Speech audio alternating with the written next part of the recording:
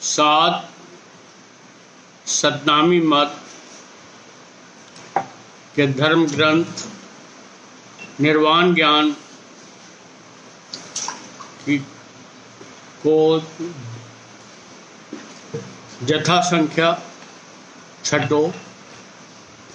शब्द बराबर धन नहीं, जो कोई जाने बोल, हीरा लाखा पाइए शब्द ना आवे मोल। संत कह रहे हैं कि शब्द के बराबर कोई धन ना है। हीन जो शब्द आई है, जो मनुष्य के बोल का जो आई है, शब्द बराबर धन नहीं, जो कोई जाने बोल। बोल इतनो, मनुष्य को बोल भी इतनो कीमती है कि इसके समान कोई दूसरो धन ना हो सका। एक बोल से क्या हो जाता है, क्या से क्या हो जाता है।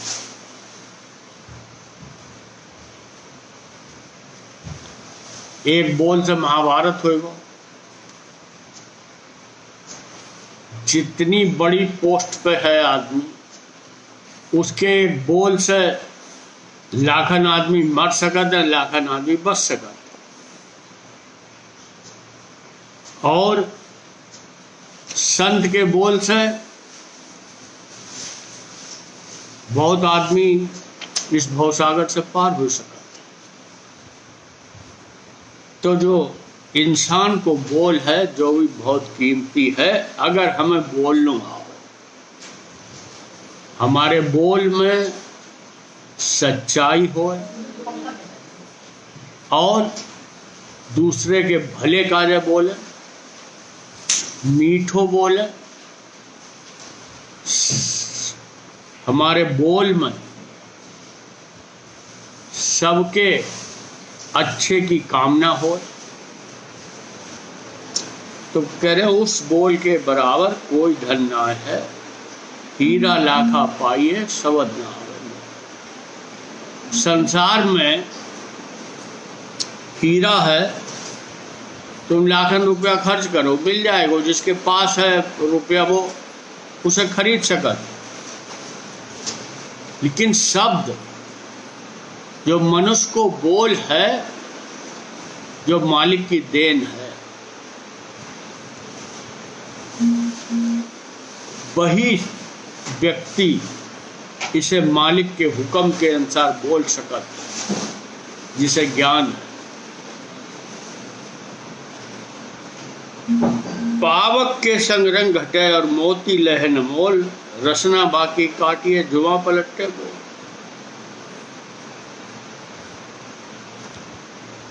मोती को अगर अग्नि से संग हो जाता है, तो मोती को रंग बदल जाता है और उसको मोल घट जाता है, उसकी फिर वो कीमत ना रहे।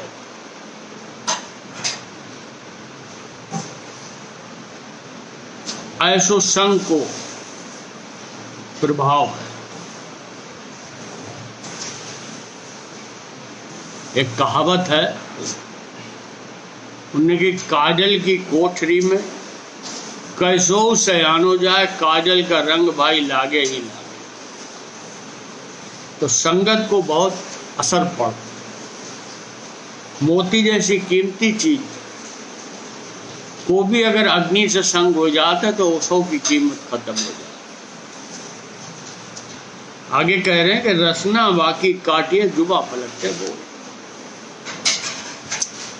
जो प्राणी वचन दे के अपने वचन पर ना रहे थे, उनके बोल की कोई कीमत ना रहे। व्यापार में भी जो अपने वचन पर रहे थे, जो अपने वचन पर पूरा खरो उतरा था, उसके बोल की कीमत हो जाती।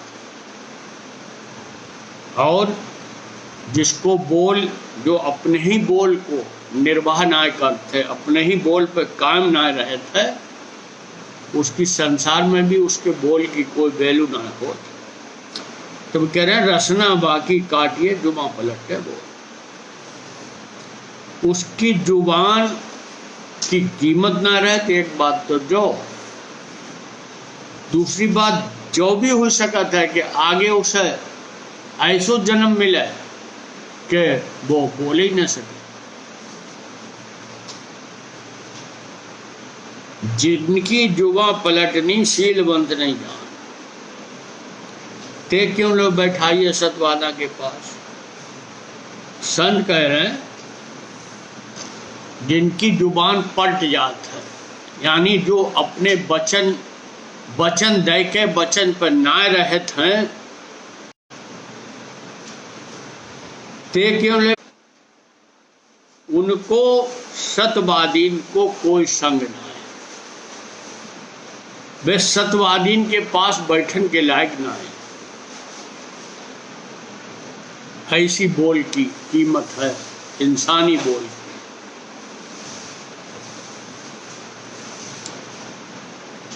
जुबा पलट हौटा हटे जिनको है धिक्कार, ब्रह्म नहीं बे जीव है चाले को खार।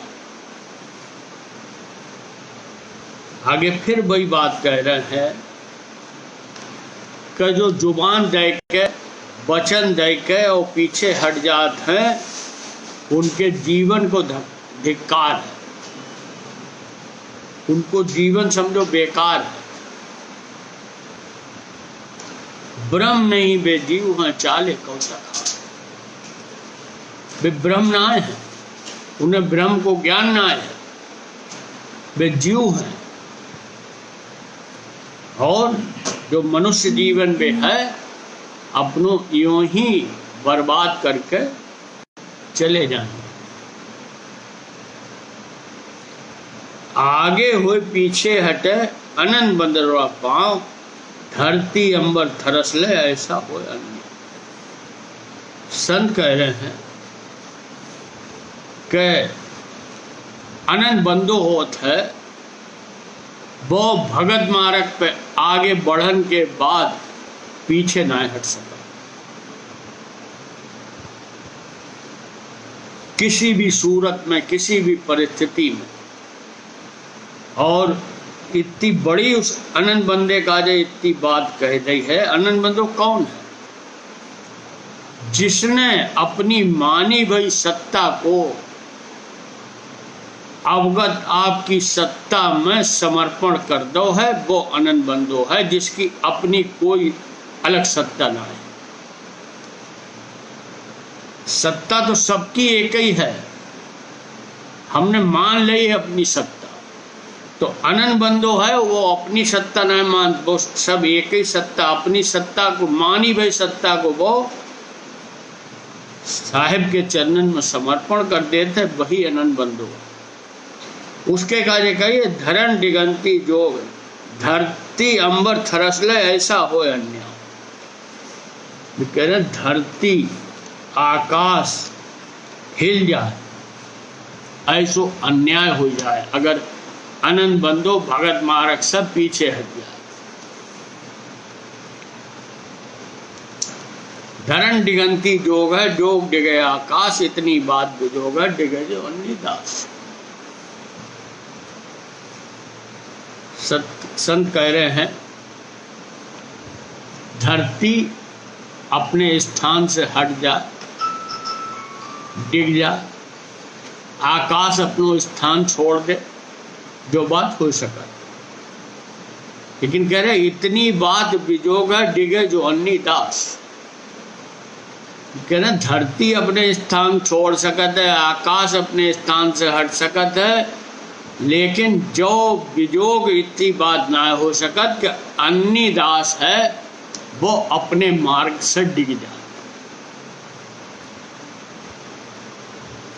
फिर और आगे कह रहे पंडित जी फिर कह रहे हैं कि मृतक जिया मान लो मानो समदा सूख, पंड कहूं मानो नहीं अनंत बंदे में चूक। पंडित जी संत कह रहे हैं मरो वो प्राणी जिंदा हो जाए जो हम मान सकत हैं, समुद्र सूख जाए जो भी मान सकत।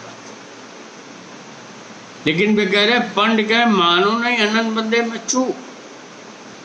अनन बंदे में कोई चूक हो जाए, ऐसो भी कह रहे हम ना मान सकते। जब इतनी बात पंडित जी ने कही है तो फिर इसमें अनन बंदो है क्या, इस बात को बहुत गहराई से समझने की जरूरत है। अनन बंदो, अनन माने एक ही हुए।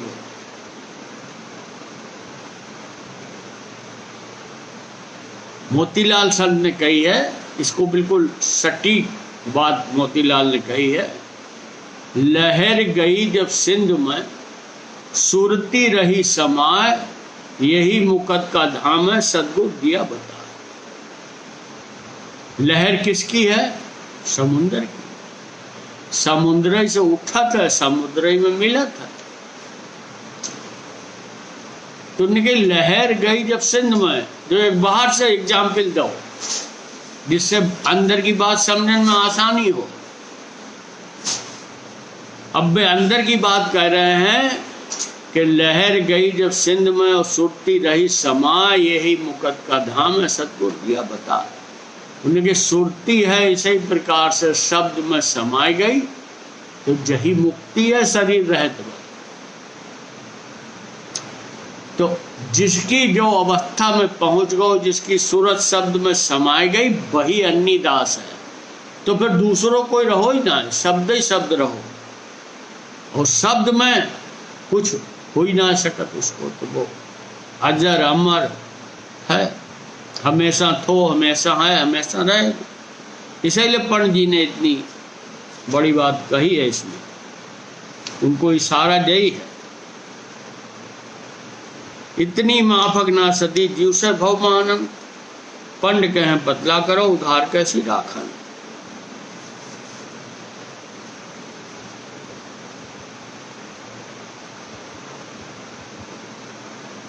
पंडित जी कह रहे हैं कि इतनी माफक ना सदी के जीव से भय मान लो।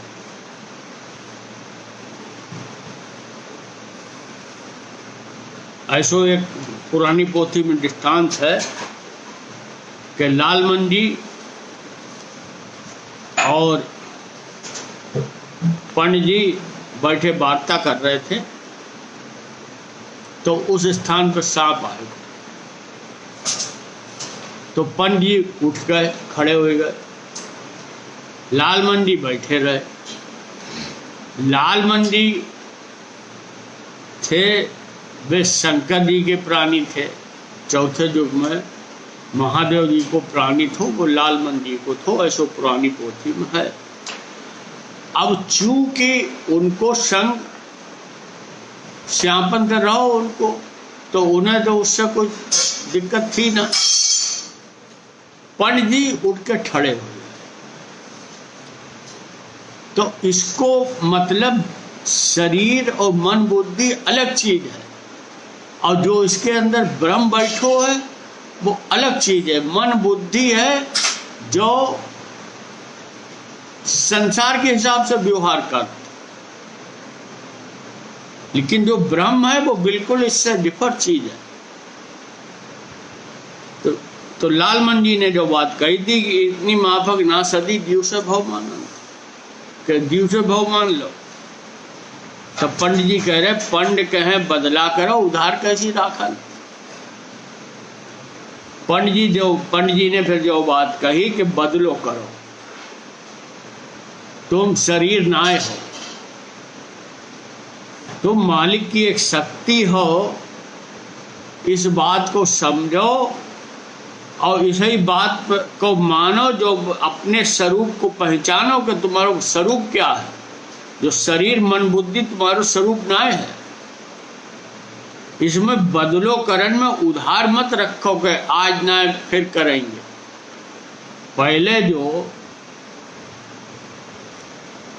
बहुत पहले बात है, और अब 50-60 साल पहले भी हमने गाँव में भी देखो है कि वस्त्र विनिमय हो। तो एक गांव में हम थे, जैसे बाहर से उन्हें सब्जी लेके आओ, बाने सब्जी दे, बल्दे में उन्हें अनाज दे दो उसे।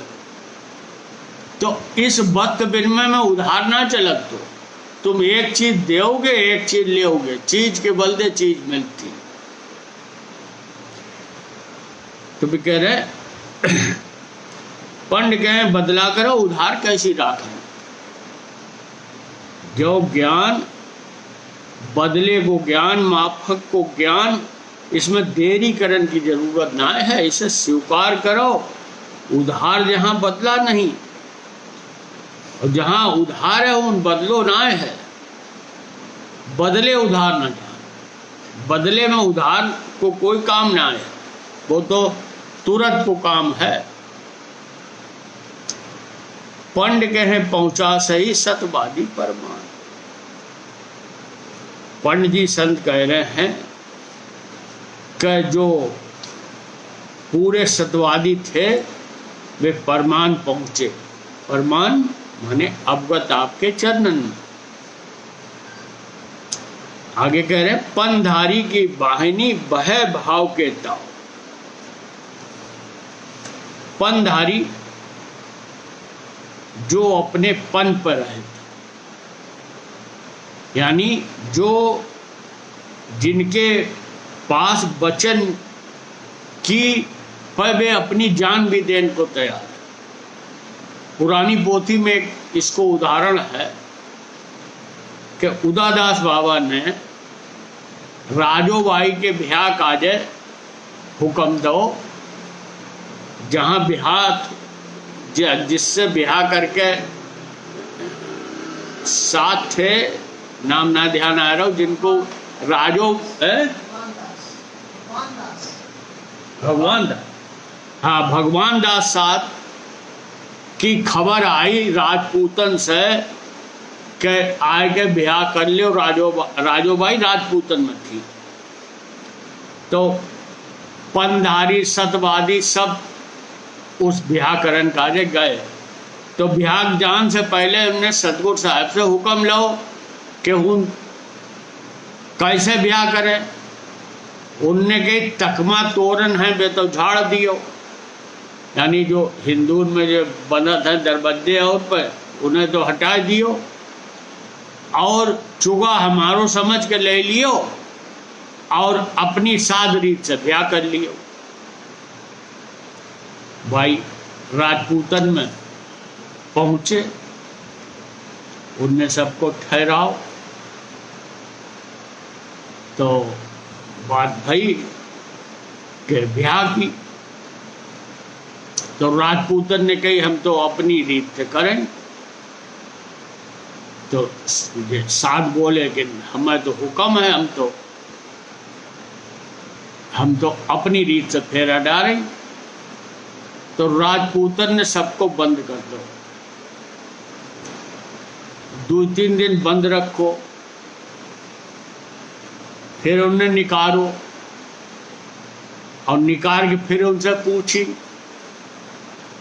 तो अब हीन पर सतवादी और पंधारी 2 जगह हो गए। सतवादी ने कही कि हम तो जो हमें हुक्म है हम अपनी रीत से ब्याह करेंगे, तुम ब्याह करो तो ठीक है, ना हम अपने वापस जाए। पंधारी थे वे बोले कि हम तो ब्याह अपनी रीत से करेंगे और ब्याह करके ही लेके ही जाएंगे, चाहे तन के बदले हो जाए। तो जो बात इतनी मजबूती की बात सुनकर फिर वे राजपूत भी झुक गए, और पंधारी थे वे सतगुरु साहब की बताई रीत से, जैसे ब्याह होत है ब्रह्मचौरी से, सतगुरु साहब की बताई रीत से राजोबाई को ब्याह के लेके आए। तो जो पंधारी और सतवादी की जो पुरानी पोथी में प्रसंग है, तो पंधारी की वाहिनी वह भाव के ताव, वो तो भाव के ताव से चढ़त है, उसे शरीर की कोई परवाह न है, खंड बेंडा हो पड़े सतवादी का ताव। वो कालों को विपरीत चीज को खंड बेहंड कर देता, उसको नाश कर देता। उसमें चाहे उसे अपनी देह की बदलो कर देने पड़े, लेकिन वो अपनी बात से ना हटत। अब आगे हुरब में सदवादी की बता रहे कि सदवादी की बाहिनी मानव खूंटी चाक। सतवादीन की जो फौज है वो कुमार की खूंटी चाक के समान है। कुबद कटे दो टूक होए कालम रहन टंग। वे सतवादी हैं, वे कुबद को अलग कर देते हैं, कुबद से अलग रहे थे और अपने सच्चे मते पर चल था।